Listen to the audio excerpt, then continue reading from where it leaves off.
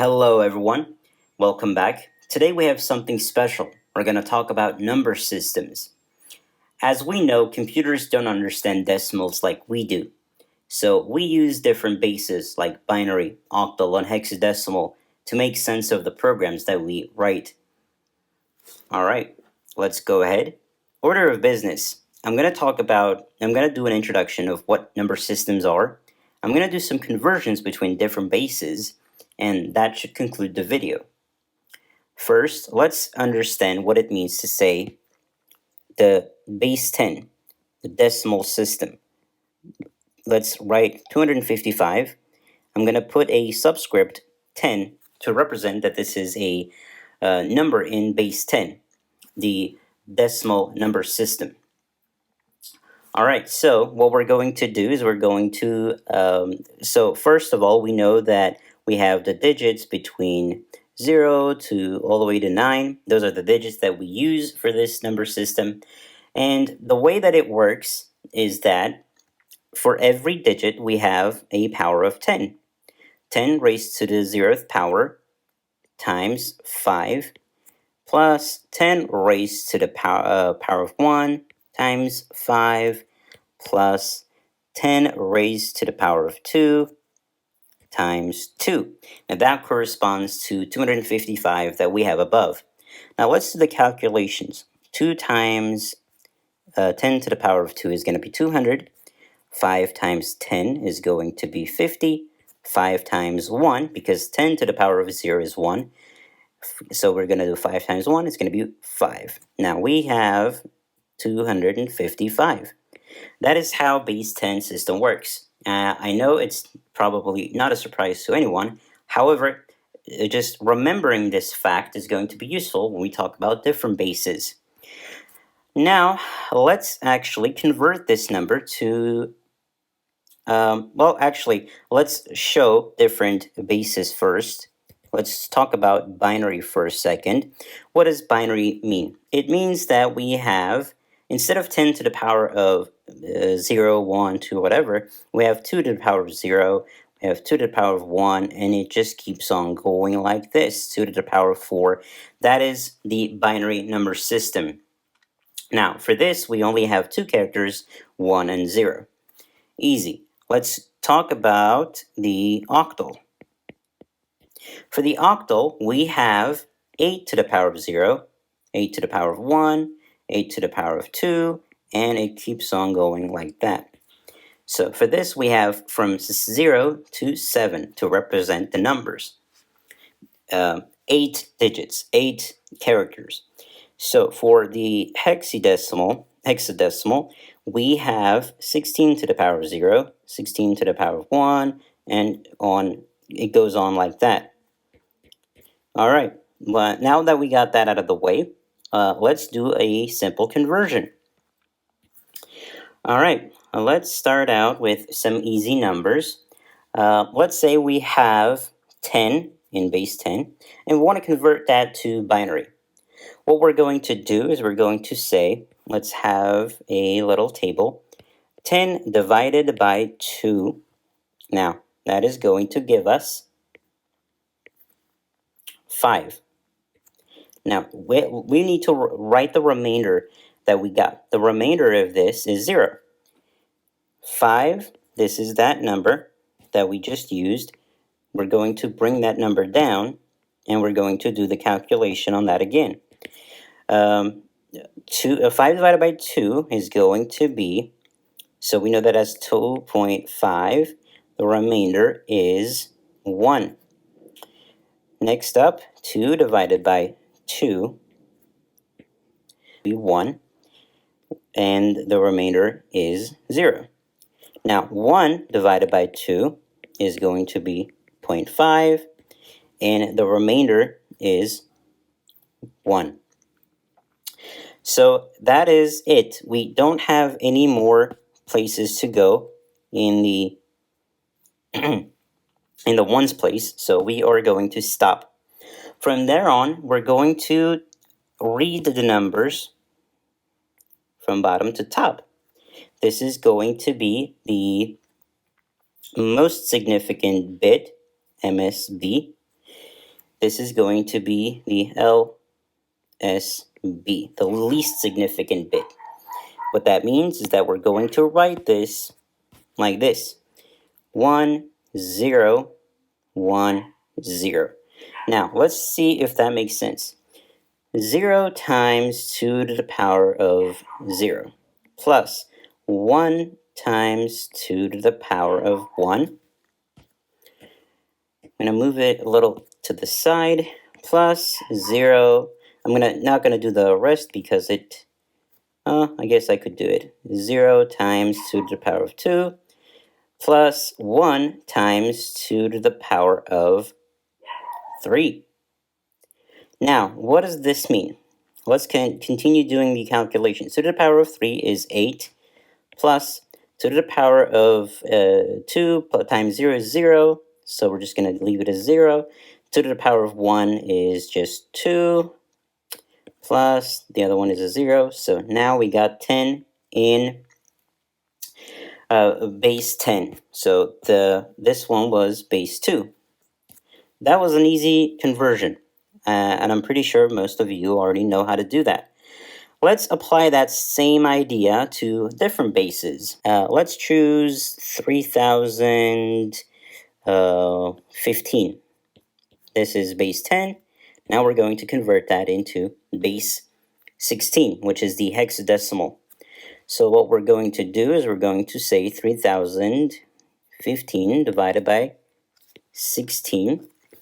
And it is always a good idea to use your calculator, because even though you might know the calculations for some of these things, it's still safe to use the calculator, especially when you're doing the calculations in your exam.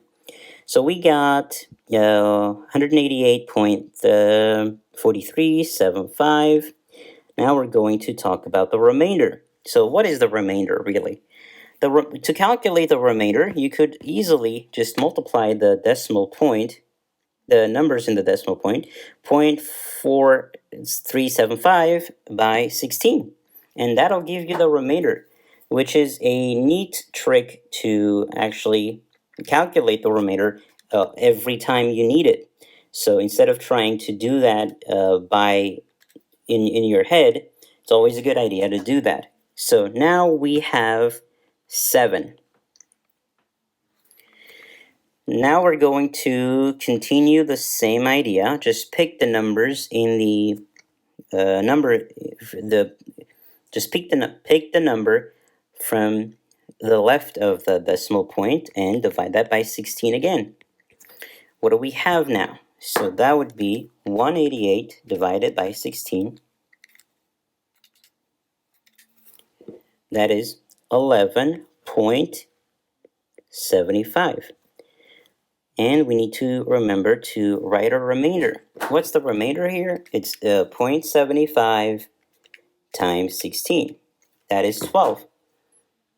All right, let's keep going. So now 11 divided by 16. Now we know that 11 is less than 16, so we don't really need to do the calculation. We can say that the remainder is just 11. At this point, we're going to read these numbers from bottom up, and that is going to be 11, 12, and 7. However, let's remember that the hexadecimal has 17 characters. So from 0 to 9, we're using the same numbers as we use in the decimal number system, but from 10 to 15, we have A for 10, B for 11, C for 12, A, B, C, D, A, B, C, D, E, F. So D would be 13, E would be 14, F would be 15. All right, so now what we have up here is 11, that is B. We have 12, which is going to be C. And for 7, we are just going to leave it as 7 because we already have that character in the decimal system. So that is our final result. So this is 3015 in base 10 converted to hexadecimal. So I'm going to put the subscript to note that that's what it really is. All right, now we can keep going. We could try to do similar thing for base 8. Let's say we have 207, and we wanted to see what that would be. This is in base 10. We wanted to convert that into the octal system. We will say 207 divided by 8 equals 2. Always make sure to confirm your results with a calculator. All right, so we have 25.875. The remainder is going to be, as always, 0.875 times 8. It is 7. Beautiful. Now I know these numbers are small, and you can always calculate these in your head. However, getting in the habit of using a calculator will just save you a lot of headache, especially in times of exams. So 25 divided by 8 is 3.125. Now let's calculate the remainder. It would be 0.125 times 8. Now that is just 1. Alright, so now 3 divided by 8. Now we know 3 is less than 8, so we don't need to calculate this. We know that the remainder is going to be 3.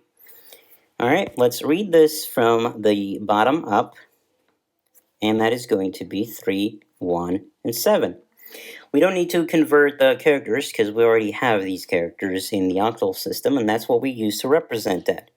So this is going to be in base 8, the octal base. All right. So we can use the same idea for every different base that we might encounter out there in the wild.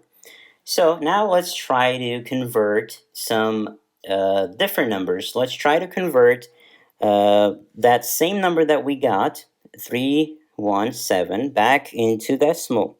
317. This was in octal, right?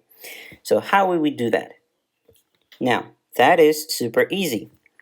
You would say 7 times 8 to the power of 0 plus 8 to the power of 1 times 1 plus 8 to the power of 2 times 3. Now, what would that be? Let's do the calculation. If we do 3 times 8 to the power of 2, what do we get? We get 192. 192 plus, this is just 8, plus, this is just a 7. So now if we add these up, we get 207 in base 10. That's easy. So conversions between the decimal system and any other number system is super easy. To convert from base 10 to something else, you just start dividing it by the base number, which is, let's say it's 8, 2, or 16, it doesn't matter. You keep doing that division, you take the remainders, and then as you keep going down with your calculations, for reading them, you keep reading them from the bottom up. That is how you do those conversions. Now let's talk about something more interesting. Let's talk about how to convert hexadecimals to binary, let's say. So we have 1F9A, and we want to convert this to binary. This is in hexadecimal. How will we do this? All right, so the greatest thing about this is that for each character that we have here, for each one of these, they correspond to 4 bits. So what we can do is write 1, now leave space below it for 4 bits, and we're going to easily calculate that. So now, what do we know about 1? We know that it's just 0, 0, 0, 1, right? That is in binary. So what do we know about F? We know that F is actually 15. It would be a good idea to write these down in the correct format, in the decimal format. So F is 15, 9 is just 9, A is 10. All right, now let's continue to convert these. What is 15? So 15 would be 8 plus, a good way to visualize this would be 1, 2, 4, 8. You write these down and you keep adding 1 below the number that you actually need. So do we need 1? Yes, we do, because it's an odd number, so we definitely add 1 to it. So we do need 8. We also need 4, and we are going to need 2, because it is 8 plus 4, which is 12, plus 2, which is 14, plus 1, which is 15. So this is going to be that binary the bit. So for 9, what do we have here? We have 8, 4, 2, 1. And how do we convert it? Now we're going to see, how do we get 9? We get 9 by saying 8 plus 1. So we have 1, 0, 0, 1. That is our conversion for that number. So for A, we are saying 10. So let's write it down again. 8, 4, 2, 1. How do we get 10? Well, we have an 8. We don't have a 4. We have a 2. We don't have a 1. That is it. So this entire thing is now our actual number that we needed. That is the binary representation of the 1F9A hexadecimal number. Easy enough, right? All right, let's see. So in the same way, we can convert from base 2 back to base 16. So we could just say, what is this really? This is 1. All right, for the next guy, what is this, and this, and this? So what we would do is we would say, well, we have an 8, we have a 4, we have a 2, and we have a 1. So let's add them all up. That is 15. So what is we have for this guy? We have 1 in the 4th place and 1 in the 1st place. So that's going to be 8 plus a 1, which is just a 9. Easy. So for the other one, this guy over here, we have the 8 and we have the 2. So that is easy. Well, we have 8 plus 2, 10. After that, we're just going to convert the the characters that we can represent using the letters. 15 is F, 9 is just 9, 10 is A. So that's 1F9A. That is it. Easy. All right, let's see how we can do. So how we can convert from base 16 to base 8. Now, this is a little tricky, so to help us out, we're going to convert first from base 16 to base 2, and from base 2 to base 8. All right, let's use our let's pick a different number this time around. Let's say we have an F7, B, and C. Let's say that's what we have this time around. So for F, we know so what we do is we say 8, 4, 2, 1. well, let's not forget to put the actual number. So that's 15, right? We remember F is 15. So now, after that, we put these numbers in, and we're going to say, what is 15? Well, 15 is just all of these numbers added, right? So we'll just put 1s in the places that we actually add. All right, now next is 7. And what is 7? 7 is going to be, well, let's write these down. 8, 4, 2, 1. 7 is pretty much 4 plus 2 plus 1, right? So that's going to be, we don't need 8, right?